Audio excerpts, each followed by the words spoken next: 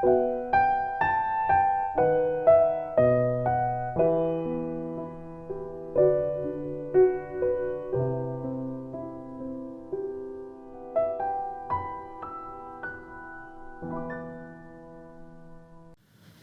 우리 이제 사순절 마지막 주일, 오늘은 이제 고난주간, 순환주간, 그리고 종료주일 이렇게 부릅니다. 다 똑같은 이야기예요. 오늘 마지막은 우리가 예수님이 가신 길, 마지막 네 번째 십자가 보혈이라는 말씀에 대해서 한번 나누도록 하겠습니다. 여러분들 예수님께서 십자가에 왜 달려 돌아가셨는지 항상 생각을 하고 계시나요? 우리가 이제 기독교의 본질이라고 하면 십자가를 빼놓을 수가 없는데, 십자가의 죽음과 부활을 절대로 빼놓을 수가 없는데, 여러분들 항상 그걸 생각을 하고 사시나요? 그렇죠? 이제 우리가 그리스도인이 되었지만, 그래서 예배를 드리고 하나님을 찬양하기도 하지만, 사실 그것을 계속해서 기억을 하면서 살아가는 것은 쉽지 않아요. 예수님께서 과연 우리를 위해서 왜 십자가에 하필이면 달려서 죽으셔야 했을까? 죄를 지은 사람은, 구약의 율법에 의하면 죄를 지은 사람은 반드시 죄의 그 값을 치러야만 했고, 죄의 값을 어떻게 치러야만 했느냐? 바로 죽음으로써 치러야 됐다라는 것이죠. 그리고 그 조건에 있었어요. 인간이 연약하고 죄가 많기 때문에 또 다른 사람이 나를 위해 대신해 죽는다고 하더라도 그것은 불완전한 제사가 될 수밖에 없었죠. 그래서 구약 시대에는 수많은 그런 제사 제물을 가지고 와서 나의 죄를 이 제물에게 전가를 시키고 그 제물을 죽임으로 인해서 순간적으로 일회적으로 나의 죄를 사함받을 수 있는 것이 바로 구약의 제사 제도였어요. 하지만 예수님께서 이 땅 가운데 오심으로 인해서 그 죄가 없으신 의인이신 예수님께서 희생제물로서 우리 모든 인류의 그런 죄를 안고 십자가에 죽으셨죠. 그래서 우리가 예수님을 어린 양 그리고 대속제물이라고 우리가 말을 하는 거예요. 그런데 예수님이 우리의 죄 때문에 십자가에 달려 돌아가신 이유뿐만 아니라 다른 또 한 가지가 있습니다. 그 또 다른 이유가 뭐냐면, 당신을 믿는 모든 그리스도인들이 하나가 되게 하기 위해서 십자가에 달려 돌아가셨다는 거예요. 여러분들, 우리가 구원을 받는데 조건이 있었나요? 여러분들 예배 나오고 그리스도인이 되는데 뭐 돈을 얼마나 내라, 아니면 성적이 얼마나 되어라, 이런 조건이 있었어요? 없죠. 예수님을 믿는 데는 아무런 조건이 없습니다. 차별이 없었고 평등하고, 누구든지 예수님을 믿는다라는 이 간단한 고백 그 한마디로 예수님께서는 하나님의 양자로 우리를 삼아 주셨다라는 거예요. 그렇기 때문에 예수님을 믿는 모든 그리스도인들 안에서는 내가 차별 없이 그 은혜를 받았기 때문에 차별이 존재해서는 안 된다라는 것이죠. 이것이 예수님께서 십자가에 달리신 또 다른 이유였어요.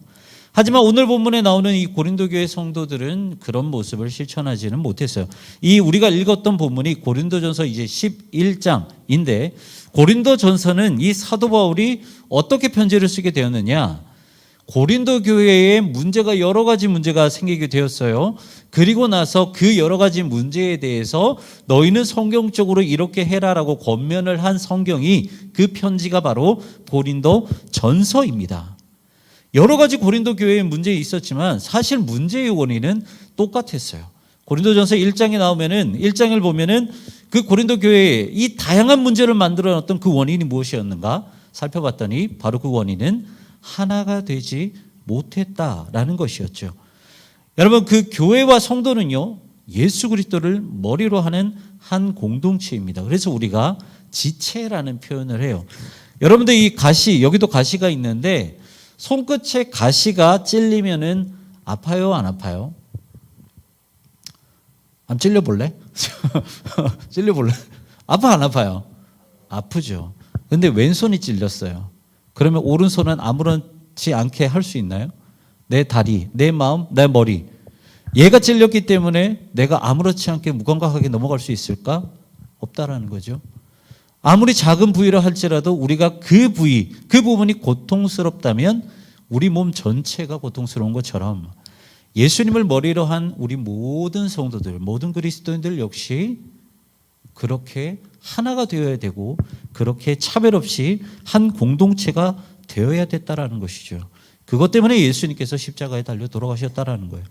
자, 이 오늘은요 고린도라는 도시, 고린도라는 그 섬을 배경으로 이 그려진 이제 예수님의 그 성경의 스토리입니다. 이 고린도라는 도시는요 상업 도시 그리고 무역 도시였어요. 그러다 보니까 이 외국의 문화, 문물, 종교들, 우상들이 수도 없이 들어오는 그러한 도시였고요.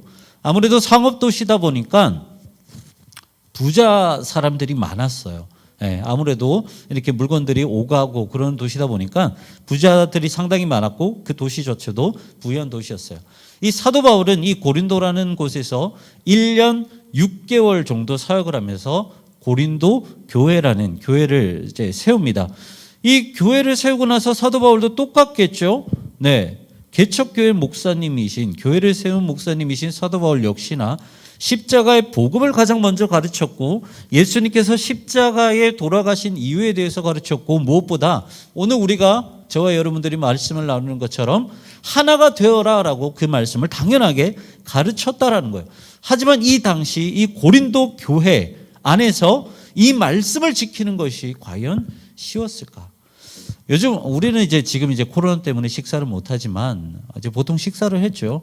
근데 요즘에는 이 예배와 식사를 조금 분리해서 생각하는 경향이 있지만 사실 초대교회에서는 예배와 식사를 하나의 예배로 생각을 할 정도로 되게 식사 교제가 중요했어요. 무슨 말이냐면 우리가 예수님을 머리로 하는 한 공동체, 이 하나됨이 예배 안에서만 드러나야 될 뿐만 아니라 실제적으로도 식탁 교제 안에서도 이루어져야 했다라는 것이죠. 남녀노소를 가리지 않고요, 부귀와 지위를 막론하고 지켰어야 됐다라는 거예요. 그것이 고린도 교회 그리고 모든 성도들의 역할이었다라는 것이죠. 그래서 이 식탁 교제를 보면 이 식탁 교제, 이 만찬 어떻게 진행이 되었느냐? 정해진 날짜 그리고 정해진 장소에서 같은 교회 성도들이 모여서 식탁에 교제를 합니다. 그리고 이때 당시에 대부분 뭐 이해를 하겠지만 부자인 사람, 부자들이 보통 장소를 제공을 해요. 이때 당시에는 뭐 교회보다는 가정에서 예배를 드리는 것이 더 우선되었기 때문에 이제 부자들이 장소를 제공을 하고 식사 교제를 언제 하겠습니다라고 말합니다. 근데 문제는 뭐냐면 정해진 시간에 모든 성도들이 모여야 되는데 그러지 못했다라는 거예요. 우리 한번 생각을 해봅시다. 자, 아까 말씀드린 것처럼 성도, 이 고린도 교회 안에 여러 명의 성도가 있지만 다 똑같은 지위를 가진 사람들이었을까요? 모두 다 그 부자, 그 살아가는 그 수준이 똑같았을까요? 똑같지 않았죠. 부자인 사람도 있고 가난한 사람도 있고 지위가 높은 사람도 있고 낮은 사람이 있고 주인들이 있고 종들이 있었어요. 모두가 섞여서 차별, 세상적인 눈으로 봤을 때는 차별을 둘 수밖에 없는 그 여러 사람들이 모여서 이 교회를 이루고 있었죠. 그러다 보니까 문제가 생긴 거예요. 부자들과 지위가 높은 사람들은 자신이 직접 막 밭에 가서 농사를 짓지 않잖아요. 그러니까 정해진 때와 정해진 장소에 와서 식사 교제를 할 수 있었어요.